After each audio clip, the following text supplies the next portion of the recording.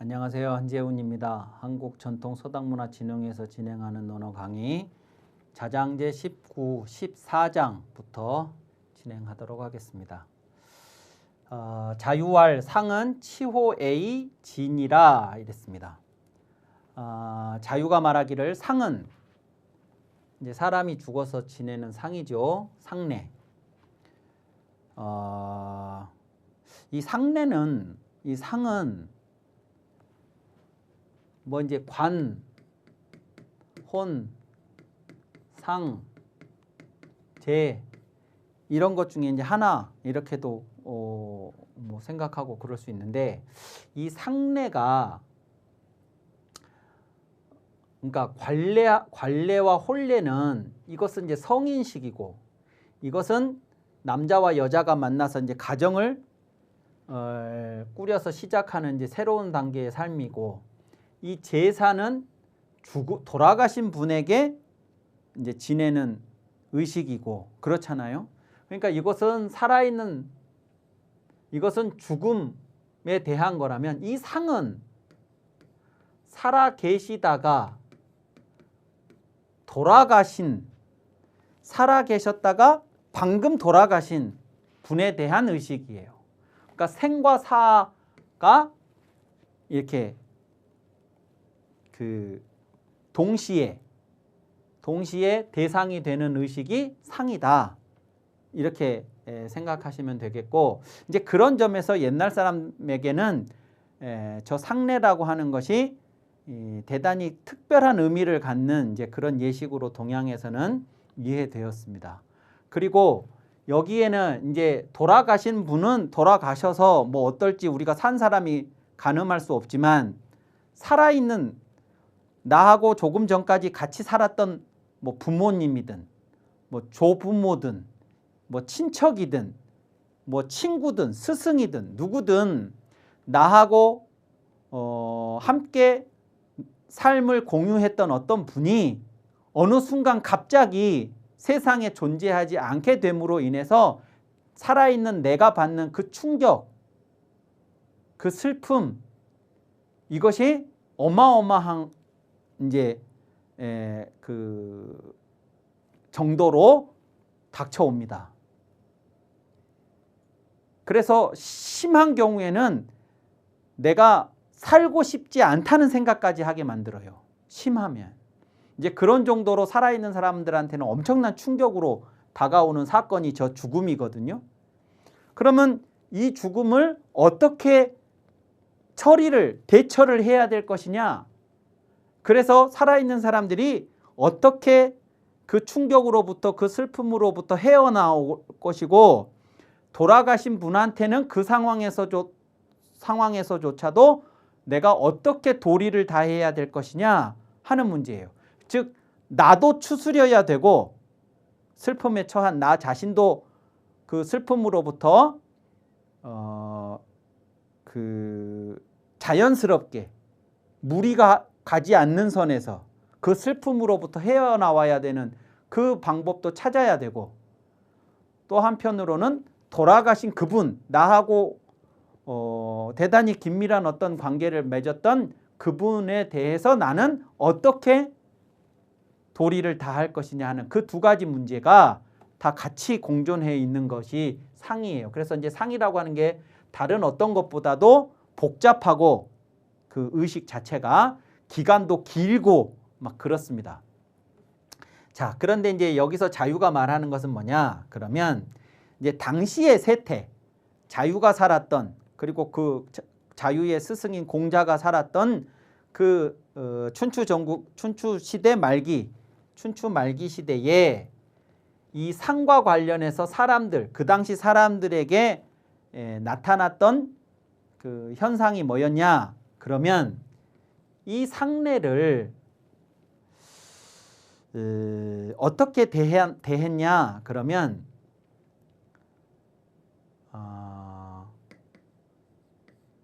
화려하게 화려한 의식을 치르는 것. 이것이 상례를 잘 치르는 거라고 생각했어요. 그러니까 이제 요즘에 그 현실로 비유를 해보자면 뭐 관도 아주 비싼 걸로 하고 수의도 막 몇백만 원짜리로 수의를 해서 돌아가신 분에게 입혀드리고 관도 막 아주 화려하고 비싼 나무로 막 이렇게 하고 묘지도 뭐 으리으리하게 조성을 하고 말하자면 그런 거. 또 뭐 상여가 나간다 그러면 그 상여도 아주 화려하게 장식을 하고 막 이런 거. 이렇게 해드리는 것이 상을 잘 치르는 거라고 생각을 했어요. 상을 잘 치르는 거라고 생각을 했기 때문에 그것에 대해서 공자가 일찍이 비판을 했었죠. 그것이 요 이야기예요. 우리가 앞에서 봤는데 8일째 3편에 논어 3편의 4장에 인방이 예의 근본 본질에 대해서 물었을 때 공자가 한 말씀 중에 요것이 있어요. 상이 여기 이하론 영척이니라. 상이 요 이자가 그렇게 화려하게 의식을 잘 치러내는 것을 말합니다. 그렇게 하기보다는 차라리 슬퍼하는 것이 낫다. 그러니까 상의 본질은 그런 물질적인 것, 절차적인 것을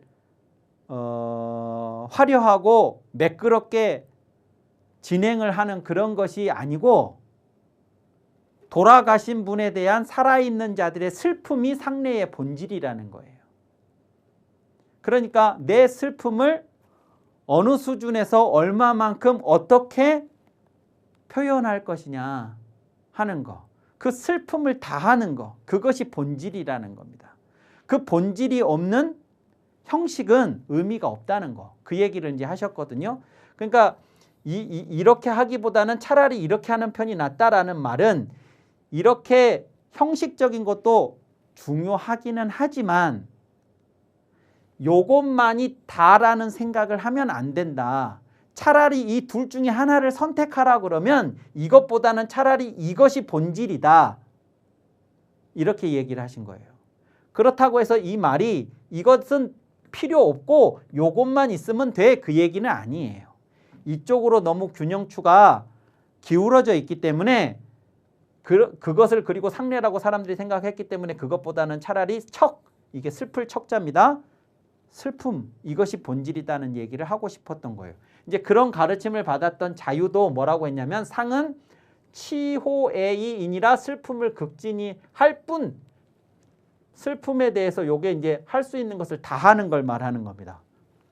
슬픔에 대해서 내가 할 수 있는 일을 다 하는 거 그것만 하고 이 지자는 그칠지 멈출 지자니까 말 이자하고 같아요.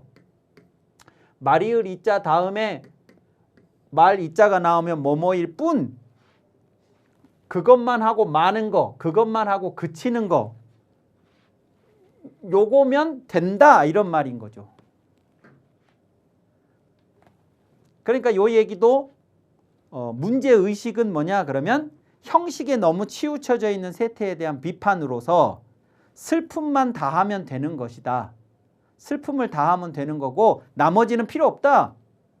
나머지는 중요한 게 아니다. 이런 취지의 이야기인데 이 말이 하고자 하는 문제의식은 이해가 되지만 공자의 이 말하고 비교해 봤을 때는 조금 요 말은 지나친 감이 없지 않아요. 여기는 형식 자체는 설 자리가 없는 것처럼 보이거든요. 근데 공자의 이 말은 그 말은 아니거든요. 그래서 이제 너무 형식에 치우쳐져 있는 세태에 대한 비판이라는 점에서는 공통된 문제의식을 보이고 있지만 그것을 표현하는 과정에서 공자의 말씀과 자유의 말은 차이가 있다. 이렇게 이해를 하시면 되겠습니다. 자, 15장 보시죠. 15장. 자유왈 오우 장야는 위 난능야나 연이 미인이니라 그랬습니다. 나의 친구, 나의 벗, 오우, 장. 요 장은 자장이라는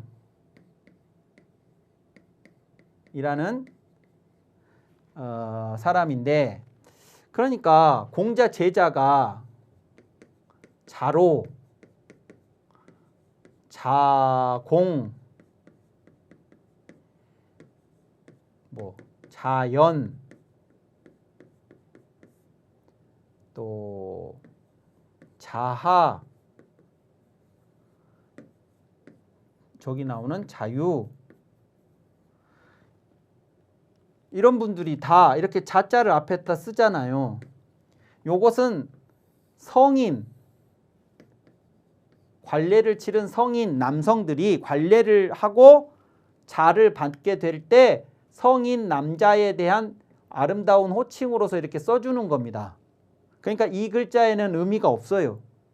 요 글자에가 자의 본래적 의미가 이제 들어있는 것이죠. 예. 이제 그렇게 되는 거고, 자로 같으면 이제 중유, 요게 이름이죠. 이 유자가 길, 경유하다라는 게 길하고 관련이 있고, 이 자공은 단목사, 줄사자, 이게 이름이죠. 이름. 그래서 받칠 공자로 이렇게. 그 다음에 자연은 안회죠. 안회. 안회. 그래서 이게 연못 연자, 그래서 안연 이렇게 하는 거예요. 그러니까 이제 이렇게 되는 거니까 자장도 요 장자애가 이름이 있어서 오우 장야 이렇게 한 겁니다. 오우 자장야 이렇게 하지 않고, 오우 장야는 위 난능야나 난능, 능하기 어려운 난능을 하나. 그러니까 자장은 어떤 경우에 보면 보통의 경우 사람들이 잘하기 어려운 일들을 한다는 거예요. 그런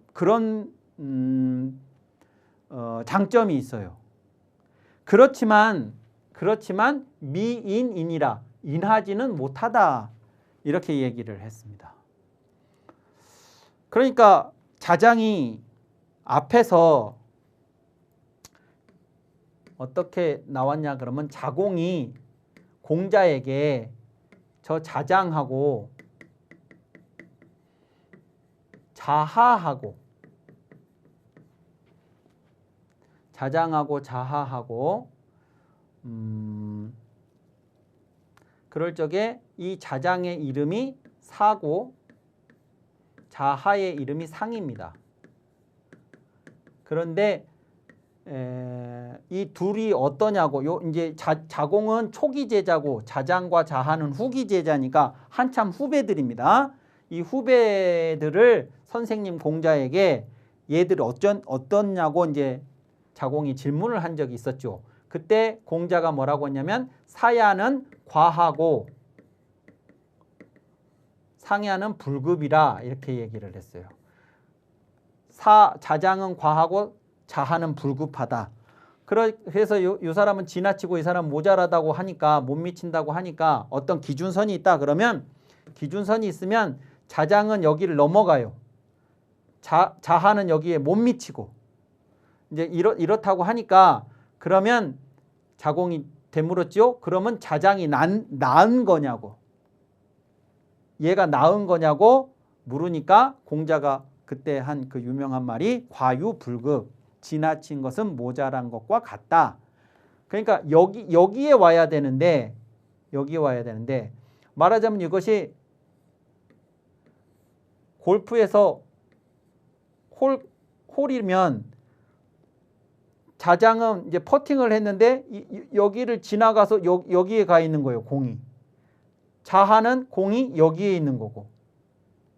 그러니까 요 홀을 여기까지 못 미친 자하보다 그래도 여기를 지나간 자장이 나은 거냐고 그렇게 생각을 한 거예요, 자공이. 그래서 그렇게 물으니까 중요한 건 뭐냐 그러면 여기에 못 미쳤냐, 여기를 지나갔냐, 여기를 한번 건너가 봤냐, 못 건너가 봤냐, 그게 중요한 게 아니라 여기에 공이 여기에 들어오는 게 중요한 건데, 여기에 못 들어갔다는 얘기는 지나친 것이나 못 미친 것이나 못 들어갔다는 점에서는 똑같은 거다.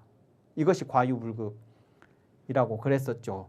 그러니까 이 자장이라는 인물이 이 과라고 공자가 표현한 데에서도 알 수 있듯이 뭔가 사람들이 잘하기 어려운 난능한 것들을 할 수 있는 그런 재능은 있었던 것 같아요. 그런데 그러다 보니까 이 사람이 지금 자유 말이 그렇기는 한데 그런 점이 있기는 한데 인하지 못하다 그랬죠. 인하지 못하다. 그러니까 우리가 보통의 경우에 그 똑똑한 사람들, 재능이 좀 있는데 그것이 좀 지나친 사람들, 우리가 넘쳤다고 표현하는 사람들을 생각해 보면 뭔가 인간미가 좀 떨어지는 사람들이 있습니다. 요게 그런 거예요. 그래서 이제 주자 같은 경우에는 그 성의나 그 진실한 마음이나 남들의 딱한 사정에 대해서 함께 안타까워하는 이제 그런 마음이 좀 부족하다. 이런 표현이다. 요 말이 인하지 못하다라는 말이 그런 표현이다라고 했습니다. 근데 재미있는 것은 자유가 자장에 대해서 이렇게 말을 했는데 같은 그 또래의 또 한 명의 이제 제자였던 공자의 제자였던 증자도 자장에 대해서 평가를 해놓은 게 있어요. 당당호라 장야여 난여 병 위인이로다 이렇게. 당당하다 그랬습니다. 우리가 보통 당당하다 그럴 때 저렇게 씁니다. 당당. 예. 참 그 사람은 당당해. 누구 앞에서든 당당해 할 때 그 당당하다 저렇게 씁니다. 근데 여기서의 당당이라는 말은 이제 뭐냐면 이것도 이제 자장 얘기인데 이것을 뭐라고 이제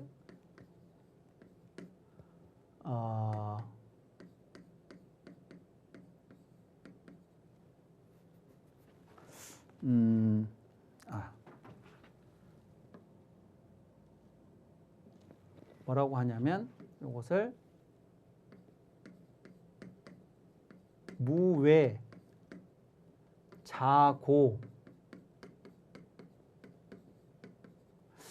그러니까 무외라는 말은 이 바깥이라는 말은 외부에, 그러니까 자기 자신의 내실에 힘을 쓰는 게 아니라 내가 바깥에 어떻게 보일 것인지에 그 생각을 집중하고 그것을 위해서 힘을 쓰는 게 무외예요.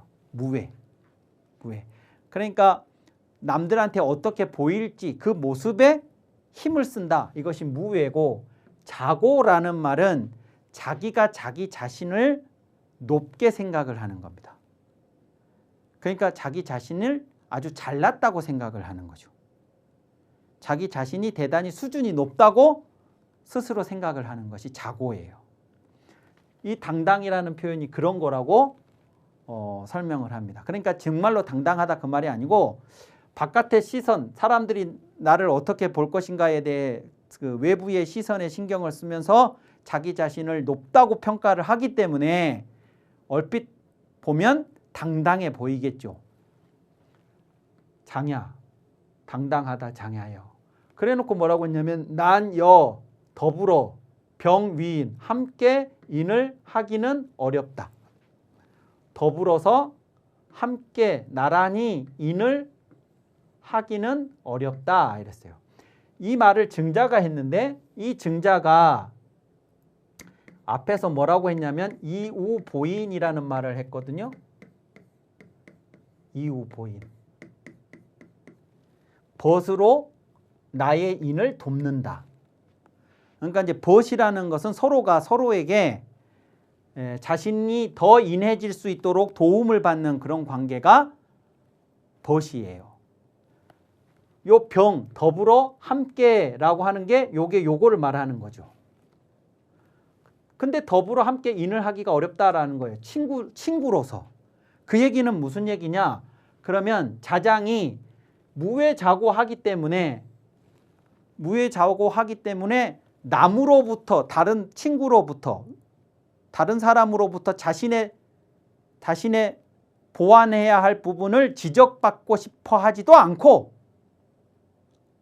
그렇죠? 무외자고하니까 남들한테서 지적을 받고 싶어 하지도 않고 또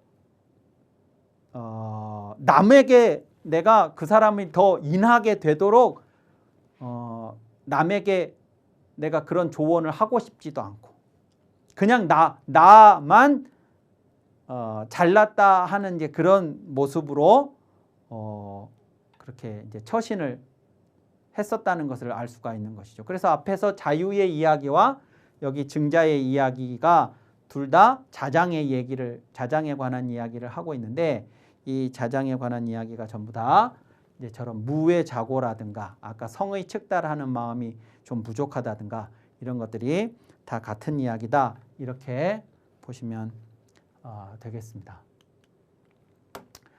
자, 그 다음에 17장 보시죠. 증자왈 오문저 부자호니 인미유 자치자야니 필야 친상호인저 그랬습니다. 이제 증자라는 분은 앞에서도 여러 번 나왔습니다만은, 증자는 이제 공자의 3,000명 제자 중에 안현이 가장 뛰어난 제자였는데, 그 안현이 공자보다 일찍 세상을 떠났죠. 그리고 이제 안현 이외의 나머지 제자들 중에서 후대에 그 공자의 사상을 후대에 전해준 이제 그 전승자, 계승자, 공자 제자들 중에 어떤 사람이 꼽히냐 그러면 증자가 꼽힙니다. 왜 공자 제자 중에 여러 제자들이 있는데 증자를 꼽느냐 그러면, 공자가 후대에 전승이 되었다는 가장 그 또렷한 증거가 맹자거든요. 공자의 계승자로서 가장 또렷한 인물이 맹자예요. 그럼 이제 공자하고 맹자를 연결시켜주는 그 계통을 이제 살펴보면, 맹자의 그 기록인 맹자라는 책에 공자 제자 중에 가장 많이 등장하는 인물이 증자예요. 그리고 자사, 공자의 손자인 자사.